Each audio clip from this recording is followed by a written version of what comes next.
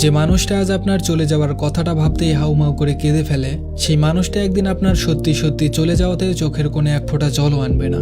যে মানুষটা আপনার সাথে আজ একবেলা কথা না হলে অস্থির হয়ে চারিদিকে পাগলের মতো ছুটে বেড়ায়, সেই মানুষটাই একদিন কয়েক মাস একটানা কথা না হলেও বিন্দুমাত্র অস্থিরতা বোধ করবে না। যে মানুষটা আজ আপনাকে অনলাইনে না দেখলে কল দিয়ে আপনাকে অনলাইনে ডেকে নেয়, সেই মানুষটা আপনি এক মাস অনলাইনে না থাকলেও আপনাকে একটা কলও দিবে না। যে মানুষটা আজ আপনার সামান্য অসুস্থতায় নিজেকে অসুস্থ মনে করে আল্লাহর কাছে দুই হাত তুলে প্রার্থনা করে, সেই মানুষটাও একদিন আপনার কঠিন অসুস্থতায়ও নিজেকে বিন্দুমাত্র অস্বস্তিতে রাখবে না। মানুষ বদলে যায়, ভীষণভাবে বদলে যায়। বুকের মাঝে তিল তিল করে গড়ে তোলা ভালোবাসাকে যখন কেউ দিনের পর দিন অবহেলা আর অপমান করে, তখন সেই মানুষটা নিজেকে বদলে নিতে বাধ্য হয়।